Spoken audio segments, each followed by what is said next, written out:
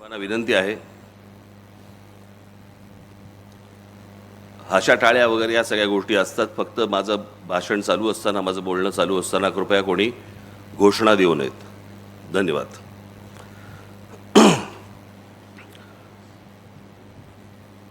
वसंत व्याख्यानमालेमधलं मला आठवतंय त्याप्रमाणे माझं हे दुसरं व्याख्यान. मला का व्याख्यानाला बोलवतात मला आजपर्यंत कळलेलं नाही आहे. मी भाषण करणारा माणूस आहे.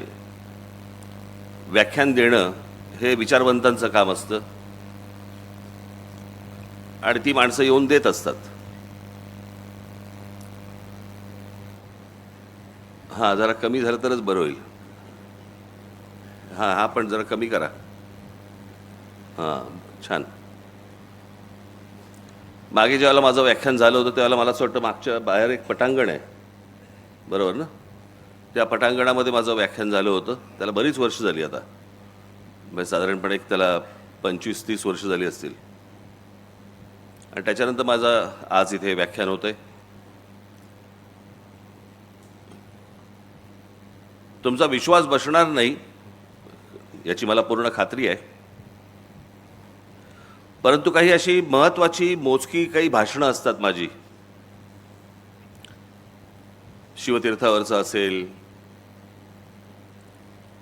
किंवा पुण्यातलं फर्ग्युसन कॉलेजवरचं, आपलं तुमच्या आईकडचं कुठचं कॉलेज ते हां SP कॉलेजवरचं असेल, किंवा अशी महत्त्वाची जी काही प्रमुख अशी काही माझी भाषणं असतात.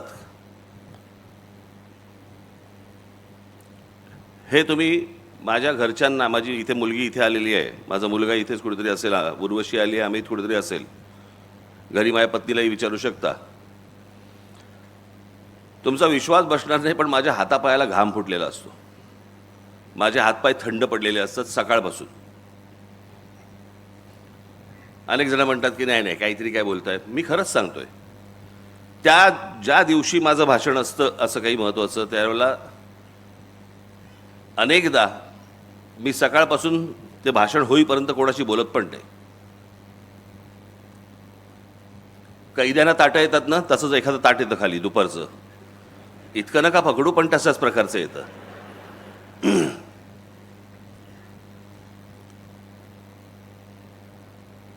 आणि का आज माझी ही अवस्था का आहे याचं कारण, मी भाषण करणारा माणूस आहे. मला व्याख्यान एका विषयामध्ये, व्याख्यान हे एका विषयाशी संबंधित तुम्हाला बोलायचं असतं. म्हणजे साधारणपणे त्याचं जर समजा ते मी मगाशी म्हटलं कोणाला तरी, म्हटलं ते व्याख्यान ही गोष्ट समजा तुम्ही लिहिलीत तर त्याला निबंध म्हणता येईल. आणि म्हणून त्या एका विषयाशी संबंधित असं हे आज व्याख्यान आहे. अर्थात आजचा जो विषय मला जो दिलेला आहे तो माझ्या अत्यंत जिव्हाळ्याचा विषय आहे आणि म्हणून मी तो तुमच्याशी बोलणार आहे.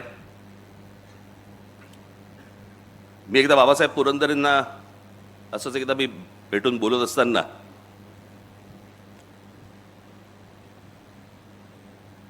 शिवछत्रपतींच्या इतिहासामधनं बाबासाहेबांनी आत्तापर्यंत महाराष्ट्राला काय सांगितलं. मी म्हटलं बाबासाहेब, शिवछत्रपतींचा इतिहास आपण वाचत आलो. सण सणावळीसाठी म्हणून वाचायचा नसतो इतिहास. कोण कधी जन्माला आलं, कोण कधी गेलं, ज्यांना लक्षात ठेवायचं त्यांनी लक्षात ठेवावं. आपण त्यातनं बोध काय घेतोय. आणि एक अप्रतिम मला त्यांनी गोष्ट सांगितली बाबासाहेबांनी, आणि मला त्यांनी सांगितलं की शिवचरित्र वाचताना किंवा ऐकताना त्यातनं बोध काय घ्यायचा, तर शिवछत्रपती आजच्या काळात तुम्ही कसं जगावं हे त्या काळात सांगत होते. आज आपण ज्या काळामध्ये जगतो आहोत त्या काळामध्ये कसं जगलं पाहिजे हे जर समजा शिवछत्रपतींचा इतिहास वाचला तर त्यांच्या प्रत्येक गोष्टीतनं आपण काय वाचतो. आपण आग्र्याहून सुटका वाचतो, अफजलखानाचा वध वाचतो, शाहिस्तेखानाची बोटं छाटली ती वाचतो, सिद्धी जोहरचा वेढा तोडून महाराज कसे आले ते बघतो.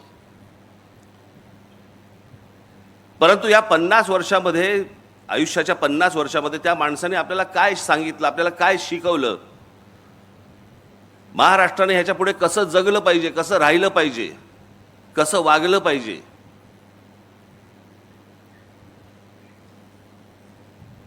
आणि तीच अनेक असंख्य गोष्टींची परंपरा आज ही फक्त महाराष्ट्राला लाभलेली आहे. मी त्या दिवशीचं माझं एक गुढीपाडव्याचा सभेमधलं माझं भाषण होतं, त्याच्यामध्ये मी झरझर काही लोकांची नावं घेतली. सगळ्यांबद्दलच काही मला बोलता नाही आलं.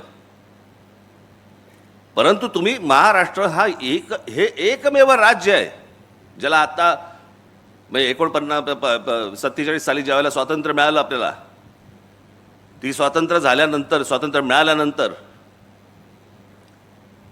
त्या सगळ्या प्रदेशांची राज्य झाली. म्हणून आता त्याला राज्य म्हणावं लागतंय. पण ते एकमेव राज्य असं आहे महाराष्ट्र की ज्याच्यातलं तुम्ही कोणतंही क्षेत्र काढा, त्या क्षेत्रामध्ये तुम्हाला माणसं मिळतील आणि अद्भुत पराक्रम गाजवलेली माणसं मिळतील. हे तुम्हाला भारताच्या देशाच्या कुठच्याही राज्यामध्ये अशी तुम्हाला माणसं सापडणार नाहीत.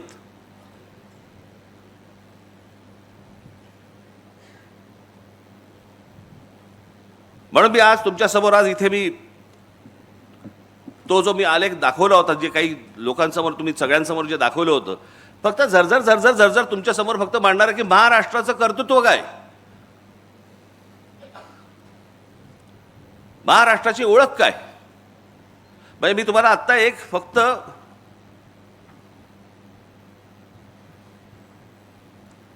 फक्त गोष्ट तुम्हाला मी वाचून दाखवतो. हा साधारणपणे त्याचा मराठीत भावार्थ आहे.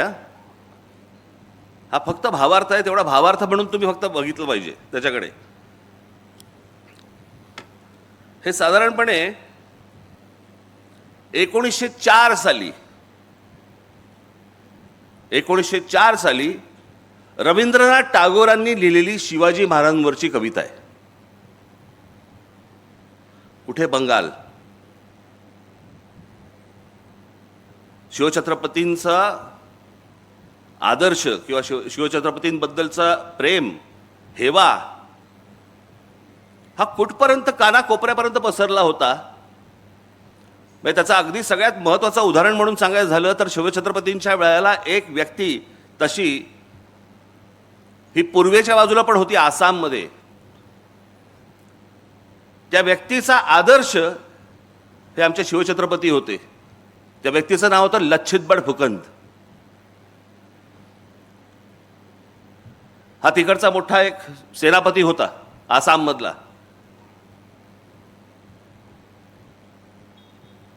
ह्या सर्व लोकांना शिवछत्रपती माहिती आहेत, महाराष्ट्राला नाही कळले. ती टागोरांची फक्त मी तुम्हाला भावार्थ फक्त वाचून दाखवतो, तुमच्या लक्षात येईल. त्याला काही कवितेचं असं स्वरूप नाही आहे. हे शिवाजी महाराज, आज आम्ही तुम्हाला केवळ इतिहासातील राजा म्हणून आठवत नाही, तर एका जागृत शक्तीप्रमाणे पुन्हा आमंत्रित करतो. तुम्ही तलवारीने जिंकलेली भूमी नाही, तर आत्मसन्मान जागवलेल्या जनसमुदाय हीच तुमची खरी परंपरा. तुम्ही लोकांना फक्त राज्य दिलं नाही, तर स्वराज्य म्हणजे काय हे शिकवलं. भीतीच्या सावलीतून बाहेर पडून स्वतःच्या अस्तित्वासाठी उभं राहणं हे काय असतं हे शिकवलं. आजही आम्ही तसंच गुलाम आहोत, भीतीचे, आळशीपणाचे आणि परावलंबित्वाचे. तुम्ही शत्रूंशी लढतात, आम्हाला स्वतःशी लढायला शिकायचं आहे. हे शिवाजी, तुमचा उत्सव फक्त ढोल ताशांमध्ये नको, तो आपल्या विचारात, कृतीत, स्वभावात दिसायला हवा. तुमचं नाव घेणं सोपं आहे, पण तुमच्यासारखं जगणं कठीण आहे. तुम्ही साधेपणात महानता दाखवलीत, धर्मात सहिष्णुता आणि सत्तेत संयम. आज आम्ही सत्तेला स्वार्थ समजतो आणि धर्माला भेदभाव आणि राष्ट्राला केवळ घोषणा. शिवाजी महाराज, तुमचा खरा उत्सव तेव्हाच होईल जेव्हा प्रत्येक माणूस स्वतःच्या मनातलं राज्य जिंकेल. उठा, जागे व्हा. तुमची तलवार आता लोखंडाची नाही, तर विचारांची असावी. तुमचा किल्ला आता डोंगरावर नाही, तर लोकांच्या विश्वासात असावा. हे शिवाजी, आम्हाला पुन्हा शिकवा, स्वराज्य म्हणजे केवळ सत्ता नाही, तर जबाबदारी आहे. हे रवींद्रनाथ टागोरांनी तेव्हा 1904 साली लिहून ठेवलेली गोष्ट आहे, जी आम्हाला अजून समजत नाहीये. आपल्याकडची संत परंपरा महाराष्ट्राची कुठेही तुम्हाला सापडणार नाही. कोणत्याही राज्यात तुम्हाला अशा प्रकारचे संत सापडणार नाही ज्यांनी या संपूर्ण या भागाची, या राज्याची, ज्याला आत्ता राज्य म्हणतो आपण, परंतु या संपूर्ण भागाची संपूर्ण वैचारिक मशागत केली. सर्वांना जातीपातीपासून दूर लोटलं, त्यातले भेदभाव सगळे काढून टाकले. आज नुसती आपण फक्त माणसं बघूया, नुसती माणसं फक्त बघूया. लावा.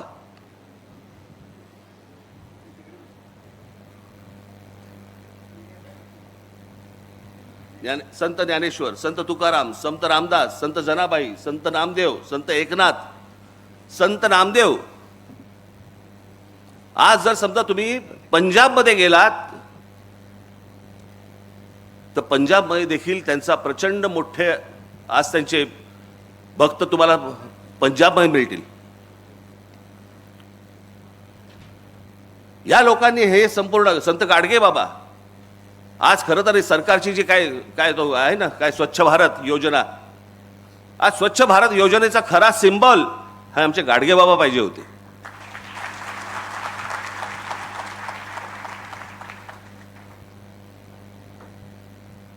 कधीतरी एकदा तुम्ही आपल्या पुस्तकांमध्ये डोकावा आणि महाराष्ट्राची नुसती फक्त परंपरा जरी नुसती बघत आलात, यांनी आम्हाला काय शिकवले. आज जे तुम्ही जगताय ना, आज ज्या वातावरणामध्ये, मी अनेकदा म्हणतो ना, हे बाहेरचे राज्यांमधले जे लोंढे येतात, बाहेरच्या राज्यांमधले लोक महाराष्ट्रामध्ये येतात. काय येतात? कारण जे महाराष्ट्रामध्ये वातावरण आहे ते भारताच्या कुठच्याही राज्यांमध्ये नाही आहे.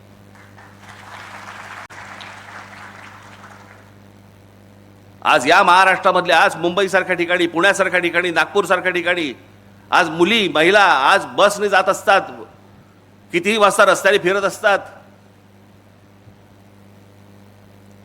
आज ह्या महाराष्ट्रामधला माणूस कधी त्यांना आज वेड्या वाकड्या नजरेने बघणार नाही, कधी त्यांना हात लावणार नाही, कधी छेडछाड करणार नाही.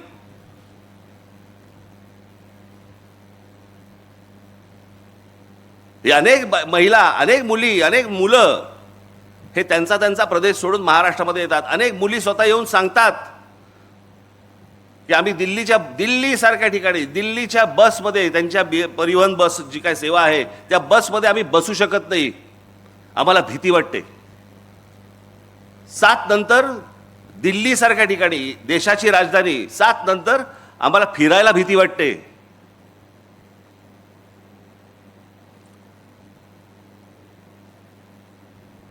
देशाच्या राजधानीमध्ये जर समजा महिला असुरक्षित असतील आणि त्या सर्वांना, आज सगळेजण, आज तुम्ही मुंबईमध्ये बघा, हरभजन सिंग पासून सगळेजण आज मुंबईत स्थायिक झालेत. कोणाकोणाची घरं नाहीत म्हणून सांगा, सगळेजण आपापल्या प्रदेशामधनं आले आणि इथे मुंबईमध्ये, पुण्यामध्ये स्थायिक झाले. का झाले? कारण असं वातावरणच मिळत नाही. हे वातावरण कशामुळे निर्माण झालं? ही वैचारिक बैठक महाराष्ट्राची कशातनं निर्माण झाली? यांच्यामुळे. अशी असंख्य माणसं आहेत.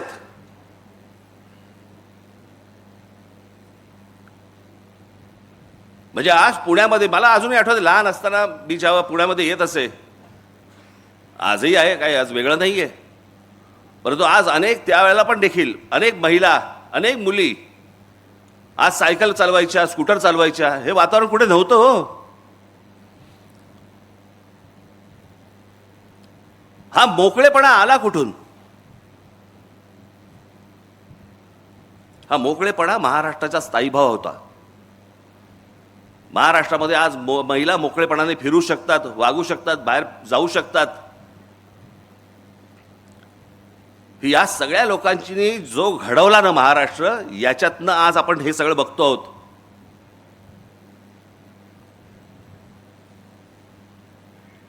आपण दरवेळेला म्हणतो की मोगलांनी आक्रमण केलं, ह्यांनी आक्रमण केलं, त्यांनी आक्रमण केलं, पण ह्या सगळ्या आक्रमणामध्ये बंडखोरीचा विचार हा पहिला जर कोणाच्या मनात आला असेल तर तो एका स्त्रीच्या मनात आला की ह्यांच्या विरुद्ध बंड झालं पाहिजे. माझ्या भूमीवरती माझं राज्य असलं पाहिजे आणि माझ्या भूमीवरचं माझं राज्य, तिथून तो शब्द आला स्वराज्य. तो एका बंडखोर एका मुलीमध्ये आला, जिने आपल्या वडिलांना सांगायचा प्रयत्न केला, त्यानंतर आपल्या नवऱ्याला सांगायचा प्रयत्न केला, त्यांनी तो प्रयत्न केला देखील. ते आमच्या जिजाऊ साहेब. शहाजीराजांनी बंड केलं, फसलं, आणि मग ती संपूर्ण गोष्ट आपल्या मुलाकडनं करून घेतली. त्यालाही नशीब लागतं, त्याचा मुलगा जन्माला यायला लागतो.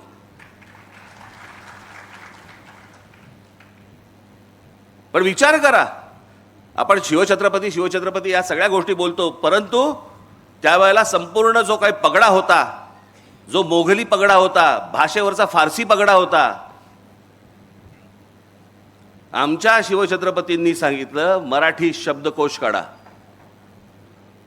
फारसी जो आपल्यावरचा परिणाम आहे तो सगळा घालवा.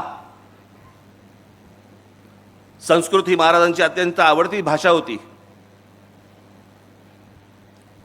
आणि मराठी शब्दकोश निर्माण करण्याचं सगळ्यात मोठं काम हे शिवछत्रपतींनी केलं. त्यावेळेला आम्ही नुसतेच फक्त छत्रपती शिवाजी महाराज की जय आम्ही फक्त घोषणा देणार, पण आपण भाषा कशी बोलतो आहोत, आपण काय बोलतो आहोत, कसं बोलतो आहोत, आज लक्ष आहे का या गोष्टींकडे आपलं?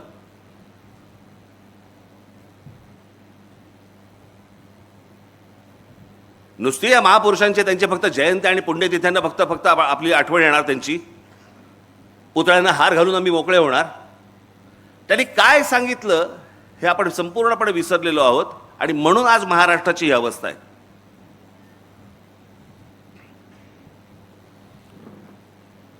तुम्ही कोणतंही क्षेत्र काढा, कोणतंही क्षेत्र काढा,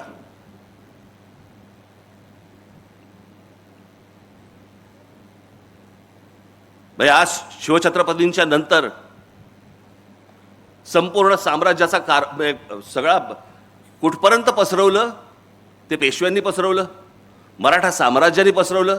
काय केलं? शिवछत्रपतींचा विचार पसरवला.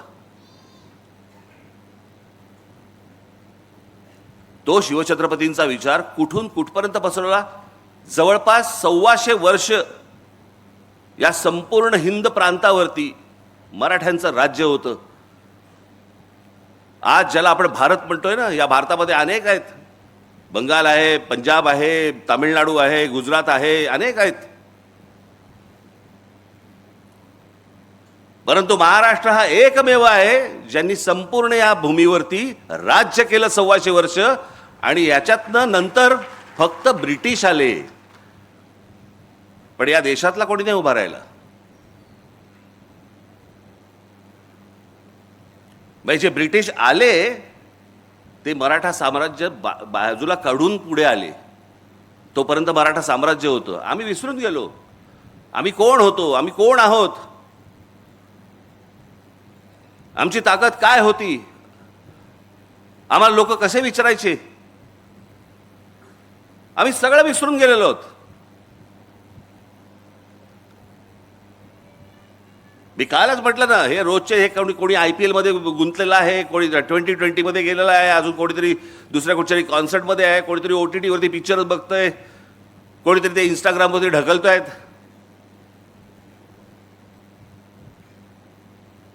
मूळ गोष्टींकडे आमचं दुर्लक्ष झालं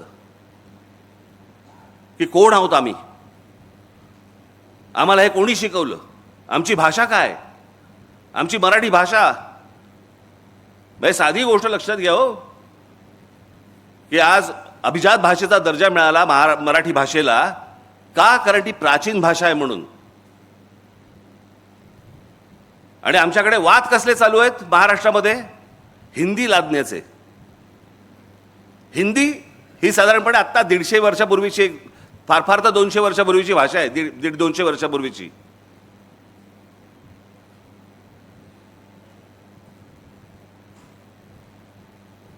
त्याच्यात आम्ही गुंतलेलो आहोत.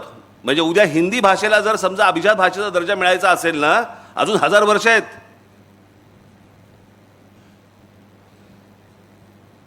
आम्ही गुंतलोय त्याच्यात. भाषेचा कडवटपणा काय असतो ना, आत्ताची एक फक्त तुम्हाला क्लिप दाखवतो. आत्ताची एक गोष्ट दाखवतो. बंगालमधली आहे. सामान्य सर्वसामान्य माणसं आहेत रस्त्यावरची, त्यांच्याशी एक माणूस बोलतोय. ते काय बोलतायत फक्त ऐका. मोठ्याने लाव रे जरा, आवाज नाही का?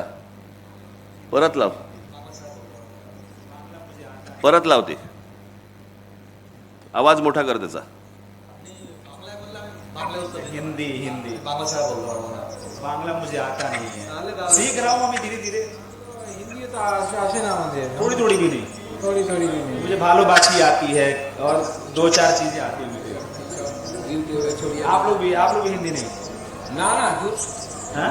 বাংলা বাংলা বাংলা হচ্ছে বাংলা কথা হিন্দি से हिंदी যখন আমি হিন্দিতে কথা বলবো হিন্দি হচ্ছে না. आती है हिंदी, लेकिन अभी हिंदी नहीं बोलते. হিন্দি করতে গেলে বুঝতে পারছি না. হিন্দি আসে না, বুঝতে পারি না. भाषा है ना जोड़ने के लिए एक दूसरे से, হ্যাঁ एक दूसरे को जोड़ने के लिए एक भाषा है.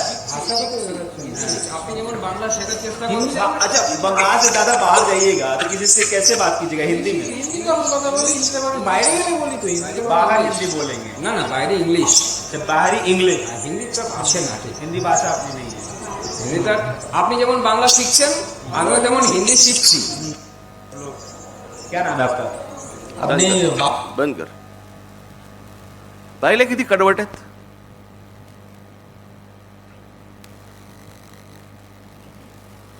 तुम्ही जोपर्यंत कडवट राहणार नाही, तुम्ही जोपर्यंत कडवट होणार नाही, तोपर्यंत ह्या गोष्टी अशाच होत राहणार.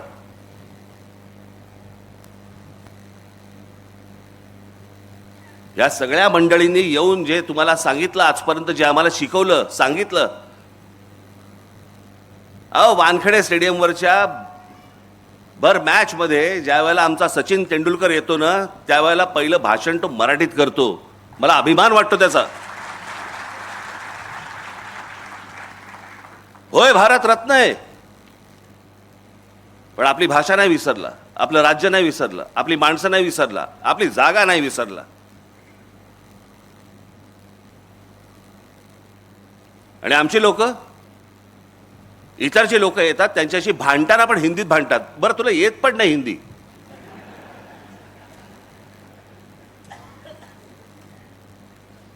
मग त्याशी कोणतरी असं बोलताना कायकू हा शब्द कुठून आला मला कळलं नाही. हा कुठच्याही भाषेत नाहीये शब्द. ऐसा कायकू करताय, कायकू कुठून आला हा शब्द? बरं बोल. माझा भाषा कुठचीच वाईट नसते.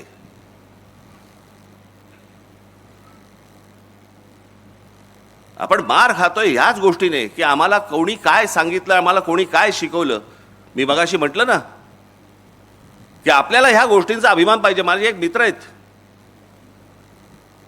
ते एकदा मध्यंतरी काहीतरी त्यांच्या ऑफिसचा सगळे स्टाफ होते, त्यांचे लोक होते. मला असं वाटतं टाइम्स ऑफ इंडियामधले होते. ही गोष्ट आता झाली त्याला 15 वर्ष झाली, 10-15 वर्ष झाली. त्यांना घेऊन ते कुठेतरी पिकनिकला म्हणून गेले. या कर्जत बिरजत या सगळ्या भागामध्ये कुठेतरी गेले. पावसाळ्याचे दिवस होते. त्यांनी मला सांगितलं, म्हणे मला जरा पोचायला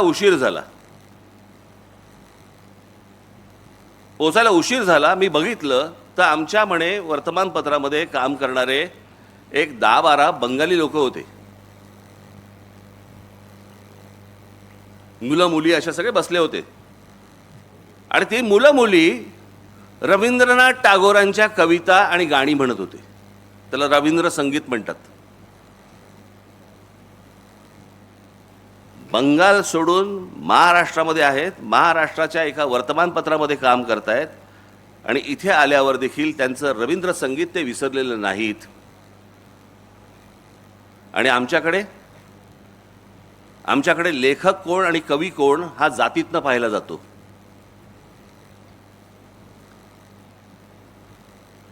तुम्ही मराठी म्हणून एकत्र कधी येऊच नाहीत याचा पूर्णपणे बंदोबस्त केलेला आहे. तुमचा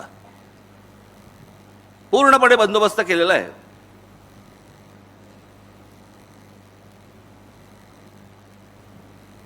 आत्ता काल परवाकडे कोणतरी ते कोणी साधू आहेत ना, संधी साधू,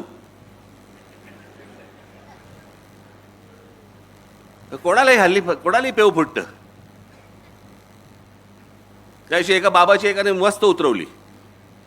मी कुठेतरी त्याची कोणाकडे तरी क्लिप पाहिली, ती फार फार सुंदर उतरवली त्याची. त्याने विचारलं काय बाबा, सीता स्वयंवर में रावण जी आए थे क्या? बरं, आता ह्यांना काही सगळंच माहिती असतं ना, वरती काही लावलं की सगळंच माहिती असतं. तर बोला हाँ आए थे. अच्छा, तो उनको न्योता देने कौन गया था? तो बोले नहीं, वो राम जी के कोई थे, उनके साथ वाले जो थे उनको न्योता देने गए थे. अच्छा, तो न्योता पहुंच गया वहां पे? तो बोले हाँ, इसीलिए तो आ गए. अच्छा, तो राम जी उसी रास्ते से क्यों नहीं गए? वो सेतू क्यों बांधा? बोलती बंद त्याची समोरच्याची. याचा कारण अभ्यास नाही, माहिती काहीच नाही, बस बसायचं.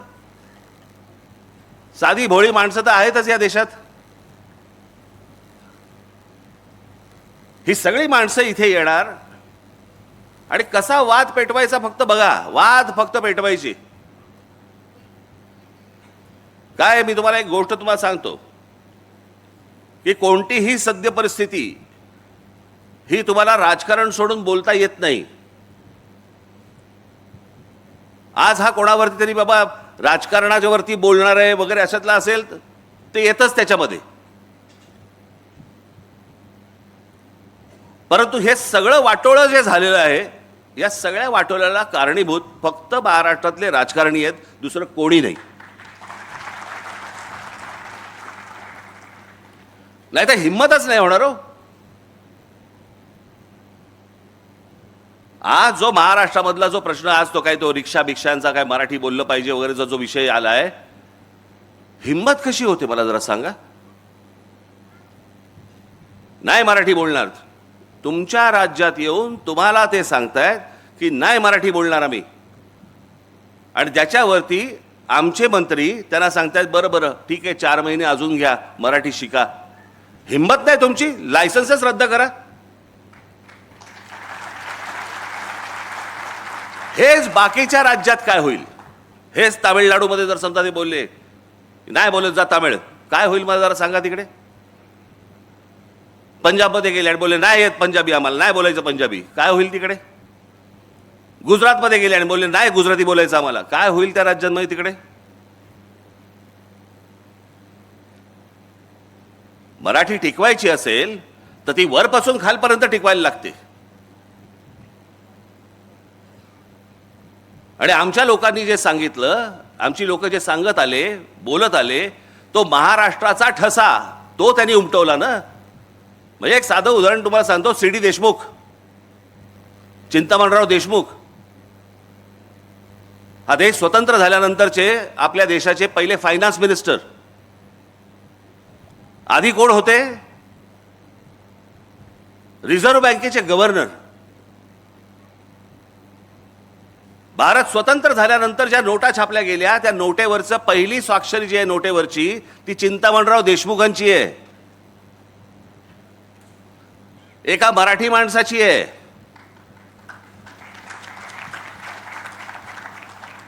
पण ज्या वेळेला संयुक्त महाराष्ट्राचा लढा पेटला आणि मुंबई महाराष्ट्रात राहणार का गुजरातमध्ये जाणार हे ज्यावेळेला त्याचा लढा ज्यावेळेला सुरू झाला, संयुक्त महाराष्ट्र समितीचा लढा ज्यावेळेला सुरू झाला, त्यावेळेला लोकसभेमध्ये या चिंतामणराव देशमुखांनी पंडित जवाहरलाल नेहरूंना सांगितलं की तुमच्या मनामध्ये महाराष्ट्राबद्दल चांगला विचार नाही आहे, मुंबई ही महाराष्ट्रामध्ये राहणार आणि हा माझा राजीनामा.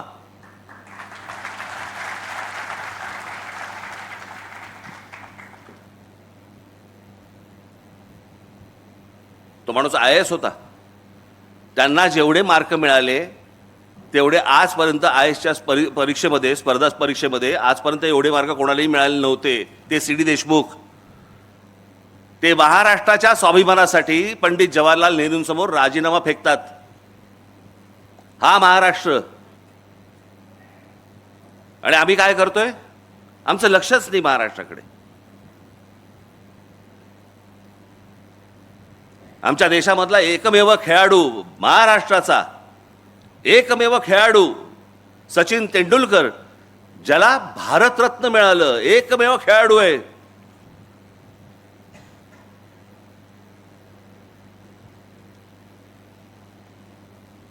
आम्हाला काय, मॅच बघतोय, आनंद घेतोय, बस झालं, संपला विषय. हे दुसऱ्या कोणत्याही राज्यामध्ये असतं ना, त्यांचं काय केलं असतं. थोडा लाईट लावा रे लोकांमध्ये. मला असं वाटतं मी एकटाच बोलतोय. लोकांमधले लाईट आहेत का? माझ्यावरचा नाही, हा बघ. हां, लोकांमध्ये आहेत की नाही लाईट? अरे तापायला लागलं रे माझ्या मागे. हां, आज मी जर चुकत नसीन तर आज दादासाहेब फाळकेंची जयंती. माहितीच नाही आम्हाला कोणाला. आज आम्ही OTT वरती बघतोय, चित्रपट बघतोय, आम्ही मजा घेतोय, चित्रपटांची मजा घेतोय. अरे पण ज्या भारतामध्ये पहिल्यांदा चित्रपट सृष्टी आणली, चित्रपट ज्या माणसाने पहिला बनवला, तो आमचा मराठी माणूस दादासाहेब फाळके. आम्हाला विसरच पडलेला आहे या लोकांचा.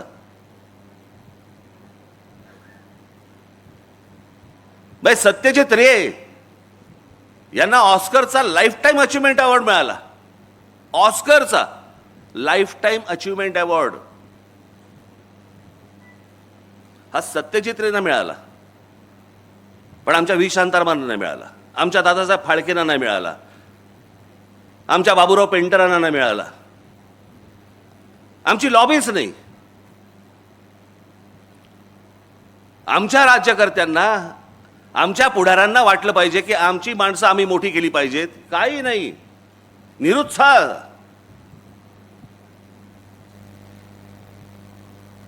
आमच्या लोकांना मोठं बोलण्यातच आम्हाला पाप वाटायला लागलं.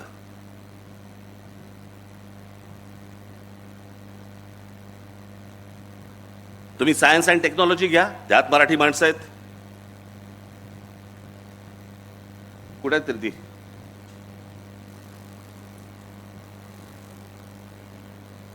गोवारीकर आहेत, माशेलकर आहेत,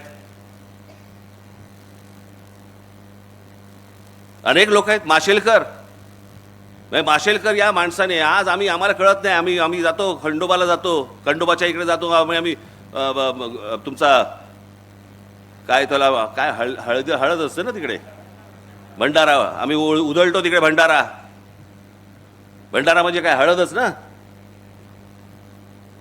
या हळदीवरती अमेरिकेने पेटंट सांगितलं होतं की हे नाही आमचं आहे म्हणून. अमेरिकेने जागतिक स्तरावरती आमचे माशेलकर भांडले आणि ते पेटंट भारताला मिळवून आणलं की हळद आमची आहे.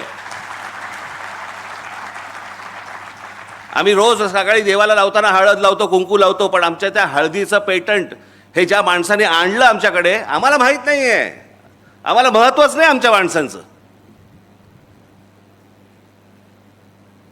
काही देणं घेणं नाहीये. मी त्या दिवशी सांगितलं ना तुम्हाला, महाराष्ट्रामधले संगीतकार, मराठी संगीतकार तर असंख्य होऊन गेले, पण देश पातळीवरचं, जागतिक पातळीवरचं लक्ष्मीकांत कुडाळकर, लक्ष्मीकांत प्यारलाल मधले लक्ष्मीकांत हे कुडाळकर होते, आमच्या कुडाळमधले. आमचा मराठी माणूस होता. 6300 गाणी दिली आजपर्यंत. 6300 गाणी कशाला म्हणतात हो? काय आहे आमच्याकडे? लक्ष्मीकांत कुडाळकरांच्या नावाने आमच्याकडे काही आहे? छत्रपती शिवाजी महाराज ही महाराष्ट्राची ओळख. डॉक्टर बाबासाहेब आंबेडकर ही महाराष्ट्राची ओळख. ज्योतिराव फुले आमचे ही महाराष्ट्राची ओळख. हे मोठेच होते, ही मोठीच माणसं होती. लोकमान्य टिळक ही मोठीच माणसं होती. पण आज छत्रपती शिवाजी महाराजांच्या नावाने केवढ्या गोष्टी आहेत. पूल आहेत, पुतळे तर भरपूरच आहेत. बाबासाहेबांच्या नावाने किती आहेत? अनेक रस्ते आहेत, अनेक गोष्टी आहेत. ज्योतिरावांच्या नावाने किती आहेत? पुतळे आहेत, अनेक रस्ते आहेत, अनेक चौक आहेत. लोकमान्य टिळकांच्या नावाने किती आहेत? अनेक गोष्टी आहेत, रस्ते आहेत, चौक आहेत, स्मारक आहेत, पुतळे आहेत. इतर जी मोठी माणसं होऊन गेली महाराष्ट्रामध्ये, त्यांच्या नावाने आपण कधी काय करणार आहोत? ही स्मारक, हे चौक, हे पुतळे, अहो जगाला ओरडून बोंबलून सांगितलं पाहिजे आमच्याकडे कोण जन्माला आले. आणि ते फक्त महाराष्ट्रामध्ये आले, इतर भारताच्या कुठच्याही प्रांतात नाही आले.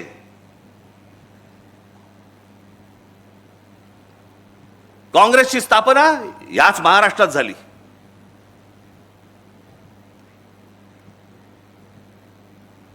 RSSचे सरसंघचालक झाले आजपर्यंत. किती झाले? माझ्या ते 5 झाले ना, बरोबर ना?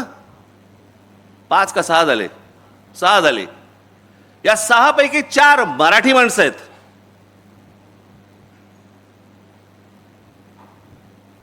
म्हणजे या देशामध्ये सर्वात मोठे जे काही पक्ष किंवा संघटना ज्या काही उभ्या राहिल्या, आपण त्याच्याकडे ह्या पक्षाचा आहे, आपण तो त्या पक्षाचा आहे. अरे महाराष्ट्रातला आहे हे आपण का विसरतोय? लता मंगेशकर एवढी मोठी मोठी गायिका, भारतरत्न लता मंगेशकरांच्या नावाने काय महाराष्ट्रामध्ये जरा सांगा मला. आत्ता आशाताई गेल्या. किशोरी आमोणकर, अहो भीमसेन अण्णा, भीमसेन जोशींच्या नावाने काय आपल्याकडे महाराष्ट्रामध्ये. हे जर दुसऱ्या राज्यामध्ये जन्माला आले असते ना, त्यांनी ओरडून ओरडून जगाला सांगितलं असतं रे आमच्याकडे कोण रत्न जन्माला आली. आम्ही पडलोय कशामध्ये, सापडलोय कशामध्ये? आम्ही जातीपातीत सापडलोय. लोकमान्य टिळक ना ब्राह्मण होते, जाऊन ते आपल्याला काय करायचंय. महात्मा ज्योतिराव फुले ना माळी होते, आपल्याला काय करायचंय. बाबासाहेब आंबेडकर ते दलित होते, त्यांना काय आपल्याला काय करायचंय. शिवाजी महाराज ते काय मराठ्यांचे राजे. हे आमच्याकडेच सगळं सुरू केलं. हे आम्हीच लोकांनी सुरू केलं. आम्हीच आमच्या महापुरुषांना जातीपातीमध्ये आम्ही विभागलं. आम्हीच आमच्या लेखकांना, कवींना, आम्ही सगळ्यांना आम्ही जातीमध्येच बघायला लागलो. पुस्तकाचं नाव नाही बघायचं, पुस्तकाचा लेखक बघायचा आणि त्याप्रमाणे पुस्तक विकत घ्यायचं की नाही घ्यायचं आम्ही ठरवायचं. कोण काय बोललंय याच्यावरती आम्हाला काही देणं घेणंच नाही रे. इतका विभागलेला, इतका बेसावध मराठी माणसापेक्षा दुसरा माणूस नाही भूतलावरती.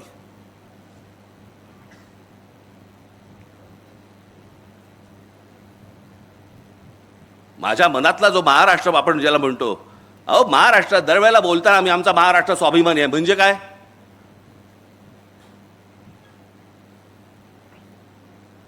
म्हणजे काय आम्हाला कळतच नाही. बरं, अनेक सुशिक्षित लोक आहेत, त्यांनाही समजत नाही. मी नेहमी सांगत असतो ना, माणूस सुशिक्षित असून उपयोगाचा नाहीये, तो माणूस सुज्ञ असावा लागतो. ते मध्यंतरी काय ते झालं ना, ते काय सिंदूर काय ते युद्ध काय ते झालं सगळं, आणि मग सगळे जण सुरू झाले कराची ले लिया, इस्लामाबाद ले लिया, आणि काय अजून काय घेतलं, लाहोर ले लिया. साला म्हटलं हे घेऊन करायचं काय याचं. समजा उद्या लाहोर घेतलं तर लाहोरमध्ये सत्ता कोणाची. बाकी सगळं पाकिस्तानचं, मध्ये लाहोर फक्त भारताची. असं कसं होऊ शकतं. काही थापा मारतात आणि आमचे लोक टाळे वाजवतात. घेतलं बरं का एकदाच लाहोर, जणू का हात सोडून आला होता तिकडनं. काही माहिती नाही, कशाचा कशाला काही पत्ता नाहीये. आपल्याच जगामध्ये, आपल्याच विश्वामध्ये दंगलेले असतात, रमलेले असतात. जा एकदा बाहेरच्या राज्यांमध्ये बघा, दुसऱ्या भाषांमध्ये कधी दुकानाच्या पाट्या तरी लागतात का बघा. आज महाराष्ट्रामध्ये अनेक ठिकाणी, आज भाईंदर बिंदर या ठाणा बिणा अनेक ठिकाणी आज गुजराती पाट्या लागत आहेत. पुण्यामध्ये गुजराती पाट्या लागत आहेत. माझा भाषेला विरोध नाहीये, भाषा तिकडे गुजरातमध्ये, भाषा कुठलीही चांगली, पण ते तिकडे त्या राज्यात, ज्या राज्याची राजभाषा जी आहे त्याच भाषेमध्ये इकडचे बोर्ड लागणार. याच्यावरती आपण ठाम राहिलं पाहिजे. आणि मग माझ्या सहकाऱ्यांनी उद्या सर समजा काहीतरी केलं की लगेच आमचेच बोलणार. खरं तर मारायला नव्हतं पाहिजे. मग काय करायला पाहिजे होतं. आरती ओवाळायला पाहिजे होती त्याची. काय करायला पाहिजे होतं. सर्वात महत्वाची गोष्ट कोणती, यांची हिम्मत होते. या सगळ्या गोष्टी, आम्ही मराठी बोलणार नाही, तुमच्या राज्यात आम्ही गुजराती पाटी लावू, आम्ही तुमच्या राज्यात येऊन आम्ही मुंबईला बॉम्बे म्हणू. म्हणजे गंमत बघा, बॉम्बेचं मुंबई, खरं तर मुंबईच नाव आहे त्याचं, आणि मद्रासचं चेन्नई हे एकाच वेळेला झालंय 96 साली का 97 साली. पण सगळे लोक बोलताना बरोबर चेन्नई बोलणार आणि इथे बोलताना बॉम्बे म्हणणार. हॉटेलची नावं बदललेली लक्षात राहतात रे. हा, ओबेरॉयचं ट्रायडंट झालं की लगेच लक्षात राहते यांच्या, नाही नाही ट्रायडंटला जायचंय. अरे पूर्वी ओबेरॉय होतं ना, नाही नाही आता ट्रायडंट झालं. मग मुंबई झालेलं लक्षात राहत नाही. बरं, तो आमचा भावनेचा विषय आहे. तिथे 7 आयलंड्स होती, बेटं होती. त्या 7 बेटांवरती फक्त एक मंदिर होतं, ते मुंबा देवीचं मंदिर होतं. आणि मराठी माणूस देवीला आई म्हणतो. तो तिथे जाताना कुठे चाललास? मुंबईला चाललो, मुंबईचं दर्शन घ्यायला चाललो. याच्यातनं ते मुंबई हे नाव आलं.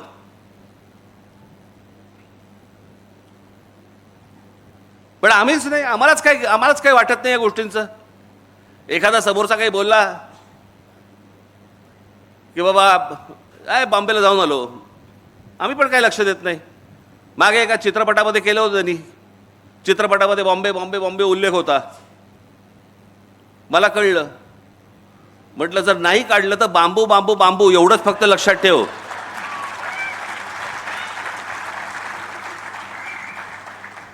मग आले वटणीवरती. आम्हाला हे करायला का लागतंय? मी हे सतत जे बोलतोय, मी जे सतत तुम्हाला सांगतोय, हे का सांगतोय? हे सांगतोय एवढ्यासाठी सांगतोय बाबांनो, मी खरंच सांगतोय तुम्हाला, ही इतकी भीषण वेळ आहे आत्ताची. सगळ्या बाजूनी इमारती उभ्या राहत आहेत. तुम्हाला कंट्रोल तुमच्या हातातच कंट्रोल नाहीये. सगळ्या उद्योगपतींनी, बिल्डरांनी, सगळ्यांनी ताबा घेतलेला आहे. तुम्ही कोण आहात, काय आहात, कसे राहणार आहात, कसे जगणार आहात, कुठून फिरणार आहात, काय, ह्याच्याशी त्याला काही कर्तव्य नाहीये. आणि आमच्याकडे राज्याच्या राज्य संपूर्ण सरेंडर झालेलं आहे. हे काय हेच राज्यकर्ते म्हणत नाही, ह्याच्या अगोदरची राज्यकर्ते सगळे बिल्डरांना आणि उद्योगपतींना सरेंडर होतात. आणि आज काय गोष्टी चालू आहेत हे तुमच्या डोळ्यात देखत घडतंय. तुमच्या डोळ्यात देखत सगळं बदलतंय. तुमच्या डोळ्यात देखत भाषा बदलतीये. तुमच्या डोळ्यात देखत, म्हणजे आज महाराष्ट्र राज्याचा एक मंत्री मंगल प्रभात लोढासारखा माणूस आज तुमच्या नाकावर टिचून सांगतो, ज्यावेळेला आता गॅस सिलेंडर मिळत नव्हते त्यावेळेला सांगतो, जैन लोकांसाठी म्हणून गॅस दिले जातील, गॅस पुरवठा केला जाईल, गॅस सिलेंडर दिले जातील जैन लोकांसाठी. महाराष्ट्र राज्याचा मंत्री जैन लोकांसाठी काम करणार. महाराष्ट्र राज्यासाठी काम करायला पाहिजे हे सोडून ह्यांची हिंमत कशी होते? याची हिंमत एवढ्यासाठी होते कारण तुम्ही अंगावर जात नाही. आणि आम्ही अंगावरती गेल्यानंतर तुम्ही बोलता हे कशाला अंगावर जात आहेत. पण हे त्याशिवाय होणार नाही. मला या विषयामध्ये बोलण्यासारख्या असंख्य अनेक गोष्टी आहेत, परंतु या सगळ्या गोष्टींना एक कुठेतरी राजकीय किनार आहे म्हणून मला ह्या व्यासपीठावर मांडायची नाहीये. नजीकच्या काळात ज्याला भाषण करीन त्याला टराटरा फाडून ठेवीन, पण आज नको. माझी तुम्हाला विनंती आहे की महाराष्ट्र काय होता, महाराष्ट्र काय आहे हे एकदा तुम्ही जरा वाचा, समजून घ्या. ही माणसं कोण होती? मी फक्त तुम्हाला एक झरझर फक्त तुमच्यासमोर फक्त दाखवून घेतो तुम्हाला, म्हणजे तुमच्या लक्षात येईल की आपण काय गमावलंय, खरं तर काय कमावलं होतं. दाखव. महाराज मगाशी सांगितलंच तुम्हाला यांच्याबद्दल काय, मी काय सांगणार. जा पुढे. संभाजीराजांबद्दल जा पुढे. बाळाजी विश्वनाथ पेशवे, पहिले बाजीराव पेशवे, अहिल्याबाई होळकर, तात्या टोपे, हे सगळे आम्ही पुस्तकात बघितलेत, वाचले, लक्षात नाही, आम्हाला माहितीच नाही. झाशीची राणी लक्ष्मीबाई वाचले, लक्षात नाही, आम्हाला माहितीच नाही. झाशीची राणी लक्ष्मीबाई. मी गंमत सांगतो तुम्हाला. माझे एक मित्र आहेत, आता जाऊ देत, ते सोडून द्या. हा इथे आपला इथे काय, जा पुढे, मागे जा जरा. हा लक्ष्मीबाईंचा पुतळा, हा इथे पुतळा आहे नाही का, हा बालगंधर्वच्या इकडे. मी गाडी चालवत होतो, माझ्या बाजूला बसले होते. तर मी म्हटलं, असं बघितलं, म्हटलं काय लक्ष्मीबाईंचा पुतळा केलाय, सुंदर केलाय ना. हो हो छान केला, झाशीच्या राणींसारखा पण दिसतो ना. मी बोललोच नाही पुढे. मी पुढचा प्रवास मी सहज नुसतं न बोलताच आलो. मी म्हटलं जाऊ दे, मरू द्यायला काय समजून सांगणार.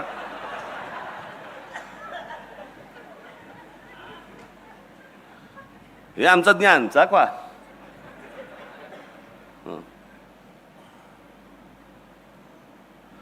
एक मिनिट मागे जा. हे भाऊ लक्ष्मण अजिंक्य हे आपल्याला माहिती नसतील, परंतु मुंबईतला भाऊचा धक्का यांनी बांधला.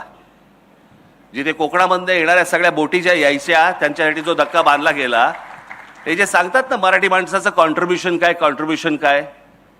पुढे जा. नाना जगन्नाथ शंकर शेठ, मी फक्त तुमचं त्यांचं वक्तव्य वाचून दाखवतो मला. जगन्नाथ शंकर शेठ, शिक्षण, वाहतूक आणि संस्था उभ्या करत त्यांनी मुंबईला केवळ व्यापार केंद्र न ठेवता विचारांचं महानगर बनवलं.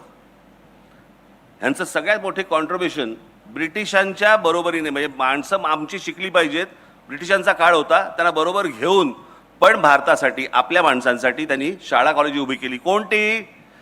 एल्फिन्स्टन कॉलेज यांच्यामुळे, विल्सन कॉलेज यांच्यामुळे, सर जे स्कूल ऑफ आर्ट यांच्यामुळे, ग्रँड मेडिकल यांच्यामुळे. हे या माणसामुळे झालेलं आहे. आम्हाला काही त्याचं पडलेलं नाही आहे. कोण नाना शंकर शेठ, कोण आहे ती माणसं, काही देणं घेणं नाही आम्हाला. जा पुढे. सीताराम खंडेराव वैद्य. सीताराम खंडेराव वैद्य तुम्ही ऐकाल ना, हे आर्किटेक्ट होते. म्हणजे मी तुम्हाला सांगतो, मी जिथे राहतो बरोबर त्याच्या मागच्या बाजूला यांचे मला असं वाटतं नातू राहत होते. नातू रमेश वैद्य म्हणून, बरं का. यांनी काय केलं, हे आर्किटेक्ट असताना ह्यांनी काय केलंय, काय बांधलंय, तर सगळ्यात महत्वाचं गोष्ट म्हणजे मुंबईचं ताजमहाल हॉटेलचे आर्किटेक्ट. पश्चिम रेल्वेचं जे मुख्यालय आहे मुंबईचं, ते यांनी बांधलं. त्याच्यानंतर मुंबई महानगरपालिकेमध्ये यांचा हात होता. त्याच्यानंतर छत्रपती शिवाजी टर्मिनस याचे पण ते आर्किटेक्ट होते. आपल्याला वाटतं मराठी माणसांनी काय केले, सगळं इंग्रजांनी केले. आर्किटेक्ट हे होते. आम्हाला काही नाही देणं घेणं. पुढे जा. समाजकारण, ज्योतिरावांचं काय बोलायचं. सावित्री देवी, गोपाळहरी देशमुख, लोकहितवादी, गोविंद महादेव रानडे, लोकमान्य टिळक, आगरकर, महर्षी धोंडो केशव कर्वे. मी त्याशी माझ्या सभेमध्ये सांगितलं, आपल्या महाराष्ट्रामधले जवळपास 8 का 9 भारतरत्न आहेत. या 9 भारतरत्नांपैकी आत्ता 9वं मिळालं मला असं वाटतं ह्यांना, देशमुखांना. तोपर्यंत 8 होते. 8 कोण कोण होते? बावा काणे, धोंडो केशव कर्वे, विनोबा भावे, बाबासाहेब आंबेडकर, लता मंगेशकर, भीमसेन अण्णा जोशी, त्याच्यानंतर JRD टाटा, सचिन तेंडुलकर आणि आत्ता आपले देशमुख, नानाजी देशमुख. 9 जणांना भारतरत्न मिळालेली. या 9 जणांमधले 4 जण हे एकट्या दापोलीमधले आहेत. कोकणातल्या रत्नागिरी जिल्ह्यातल्या दापोलीमधले 4 जण आहेत.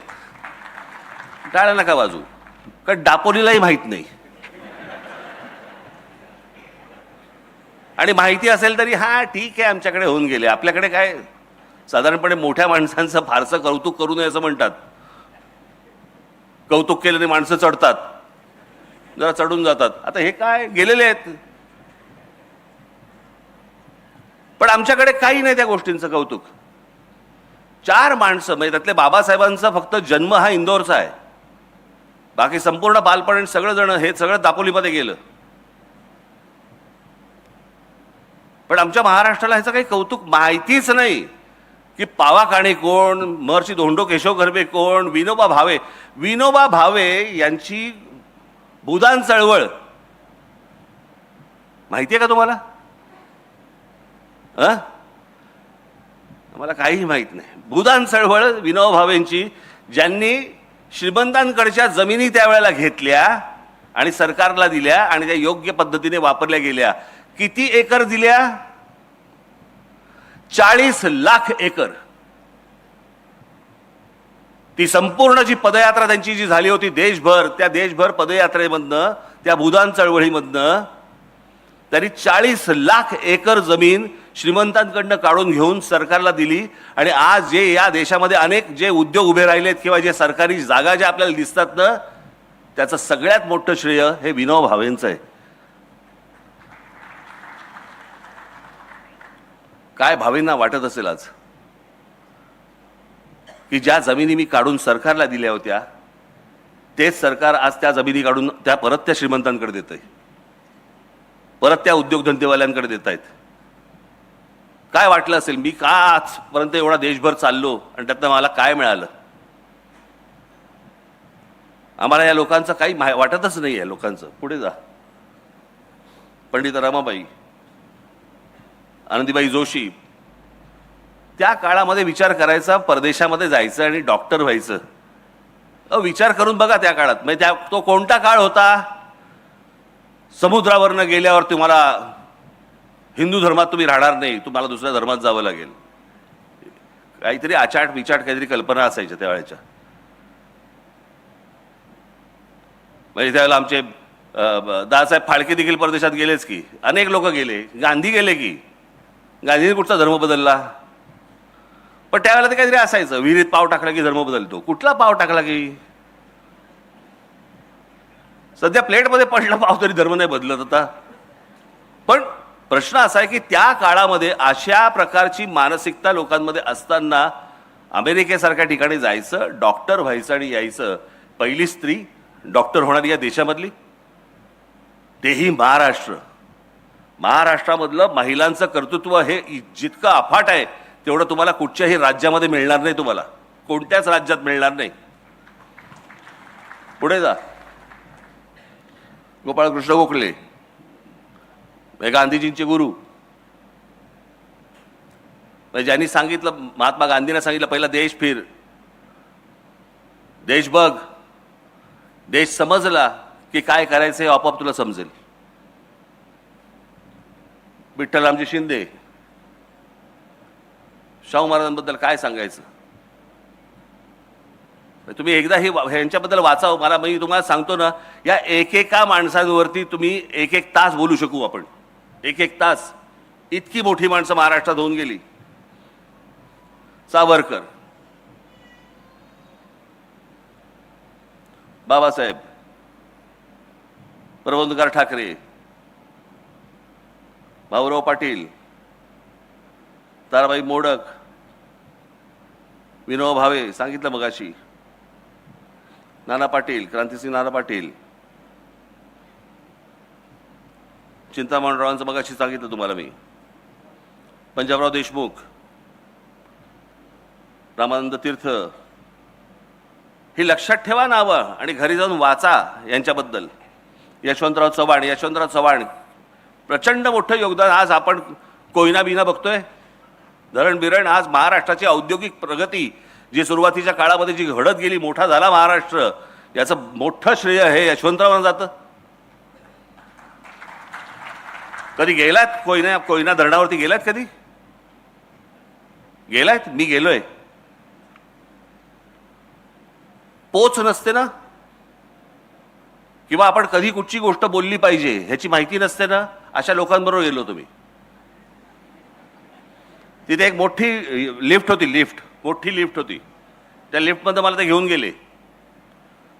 बरं, ती लिफ्ट इतकी हळू होती, साधारणपणे 40 लोक त्या लिफ्टमध्ये जाऊ शकतील एवढी लिफ्ट होती. इतकी हळू होती की खाली जाईपर्यंत दाढी वाढते की काय, या लेवलला इतकी हळू चालली होती. बरं, ती जाताना खाली समोर भिंत कसली भिंत? कोयना धरणाची भिंत. माहिती, त्या साईडला पाणी, खाली चालली आहे. माझ्या बाजूला सगळे जे काय इंजिनियर होते उत्साहात. राज ठाकरे आलेत. मी आपला चाललोय त्यांच्यावर खाली. साहेब, दिवसाला 100 भूकंप होता तिकडे. मी म्हटलं अहो हे बाहेर आल्यावरती सर्किट हाऊसवरती बोलता नाही का येणार आपल्याला, हे खाली जातानाची गोष्ट आहे का म्हटलं. कधी कुठची गोष्ट, पण तुम्ही कोयना धरण जरूर बघितलं पाहिजे. त्याचा पहिला टप्पा, दुसरा टप्पा, तिसरा टप्पा, जिकडे आज वीज निर्मिती होते ती जाऊन बघा. तुम्हाला मी पहिल्यांदा जेव्हा गेलो तेव्हा मला असं वाटलं जेम्स बॉन्डचा सेट आहे की काय. तुम्ही जाऊन फक्त बघा कोयना धरण, सहज जाऊन बघा की आपल्याकडे काय काय गोष्टी झाल्या त्या. माननीय बाळासाहेब ठाकरे, काय बोलायचं यांच्याबद्दल. संयुक्त महाराष्ट्र झाल्यानंतर, संयुक्त महाराष्ट्र समिती फुटल्यानंतर मराठी माणसांना एकत्र आणून संघटना बांधणारा हा माणूस, या देशामध्ये, संपूर्ण देशात हिंदूंना हिंदू म्हणून मतदान करायला लावणारा हा देशातला पहिला माणूस.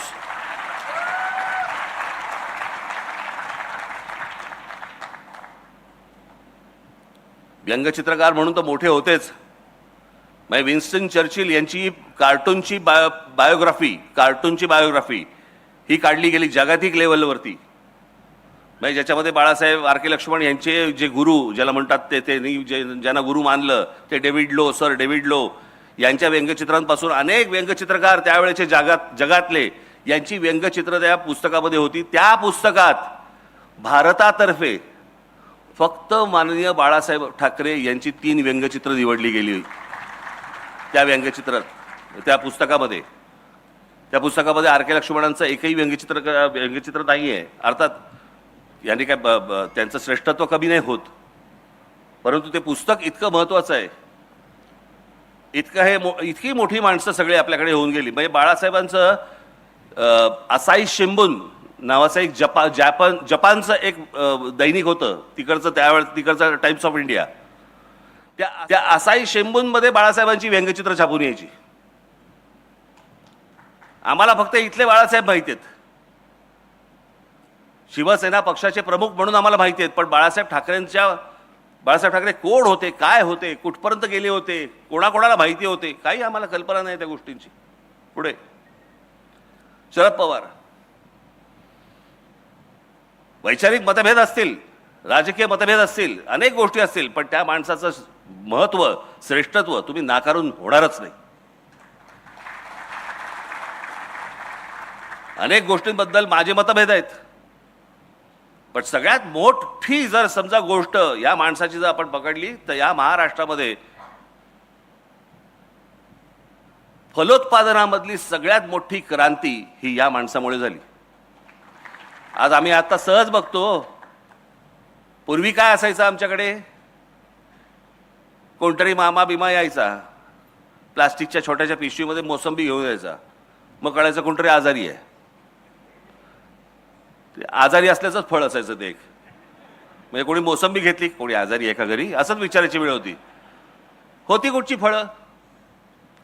परंतु रस्त्यावरती ज्या वेळेला तुम्हाला गाडीच्या बाजूनी स्ट्रॉबेरी दिसायला लागली, तुम्हाला या महाराष्ट्रामध्ये, देशामध्ये विविध प्रकारची फळं ही बाहेरच्या जगातनं येत होती आणि या जगातनं येऊन महाराष्ट्रामध्ये, या देशामध्ये बनत होती.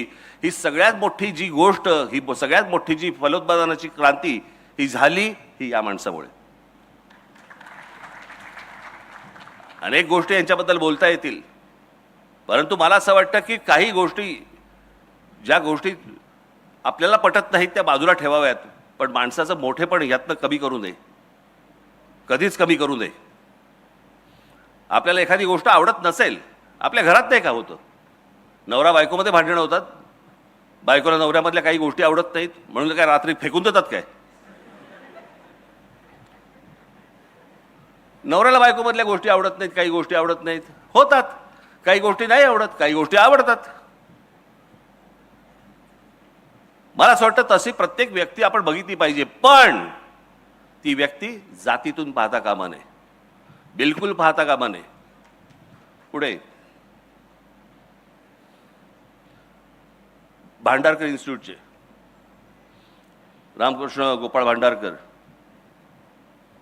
पांडुरंग वामन काणे, हे कृपा करून, मी माझ्याकडे ते आहे, याच्यात खूप वेळ जाईल म्हणून मी वाचत नाहीये.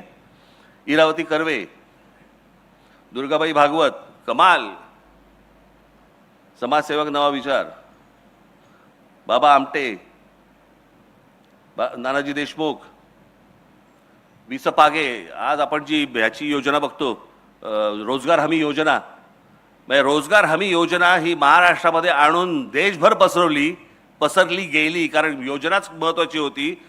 ती रोजगार हमी योजना आणण्याचं सगळ्यात मोठं काम हे विस पागेंचं आहे. अमित दलवाई, हे मगाशी सांगितले मी, ते पुढे घे, हे सगळे सांगितले मी. श्रीपाद अमृत डांगे, कम्युनिस्ट पक्षाची स्थापना जिकडे झाली त्यातल्या सगळ्यात महत्त्वाची व्यक्ती ज्या कम्युनिस्ट पक्षातली ही श्रीपाद अमृत डांगे. मी यांना भाषण करताना स्वतः बघितलेलं आहे, ऐकलेलं आहे. शिवसेनेच्या पहिल्या अधिवेशनाला प्रमुख पाहुणे हे श्रीपाद अमृत डांगे होते. त्यांना मी त्यावेळेला कितवीत होतो, मी त्यावेळेला साधारणपणे 9वीत वगैरे असेल, 9वी 10वीत वगैरे असेल, 8वी 9वीत असेल. त्यावेळेला असा स्टेजच्या बाजूला उभं राहून मी डांगेंना भाषण करताना ऐकलंय. अप्रतिम वक्ता.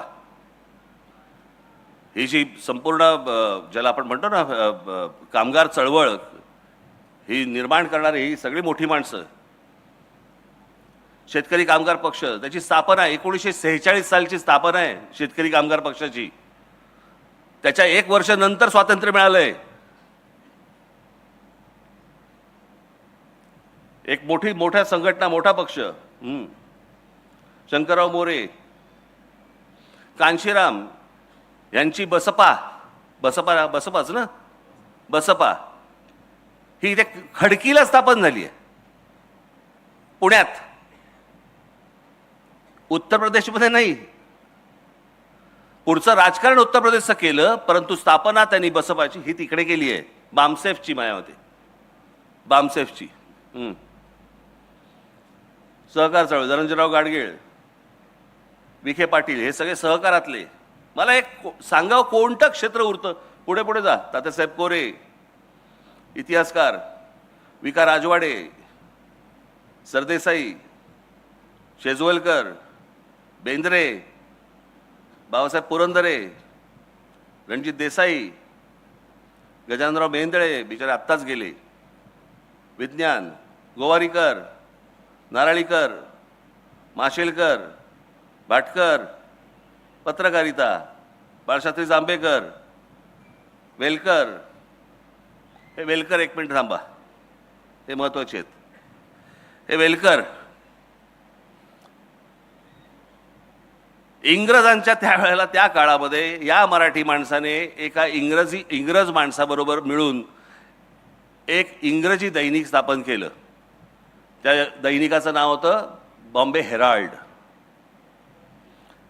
ती जी कंपनी स्थापन झाली, ती कंपनी नंतर ब्रिटिशांनी नंतर तिकडे विकत घेतली. त्यांनी काय ते बेनेट कोलमन यांनी विकत घेतली. तो आजचा टाइम्स ऑफ इंडिया. पण ती निर्मिती केली एका मराठी माणसाने. आम्हाला माहितीच नाही, जाऊ देत. कृष्णाजी प्रभाकर खाडीलकर हे केसरीमध्ये लिहायचे, नंतर स्वतःचं वर्तमानपत्र उभं केलं, नवाकाळ. आचार्य यात्रा यांच्याबद्दल काय बोलायचं. पांडुरंग सदाशिव खानखोजेंबद्दल मी तुम्हाला वाचून दाखवतो मुद्दामून.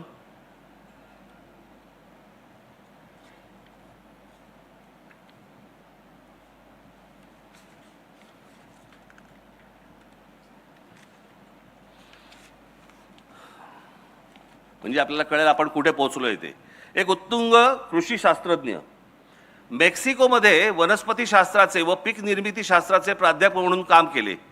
मेक्सिकन सरकारने खानखोजे यांना कृषी संचालक म्हणून नेमले आणि मेक्सिकोच्या हरित क्रांतीचे त्यांना जनक मानले जातात. आणि त्यांचा तिकडे मेक्सिकोमध्ये फोटो आहे. हे महाराष्ट्राचे आमचे, आम्हाला माहीत नाही. पुढे मी मुद्दाहून त्यांच्यासाठी लिहून आणलं. माधवराव गाडगीळ, माधवराव चितळे, पाण्यावरचं प्रचंड मोठं काम. चित्रपट, दासाहेब फाळके, आम्ही विसरलो. बाबूराव पेंटर, आम्हाला माहीत नाहीत. व्ही शांताराम कोण होते माहीत नाही. मीनाक्षी शिरोडकर माहिती आहेत का कोण?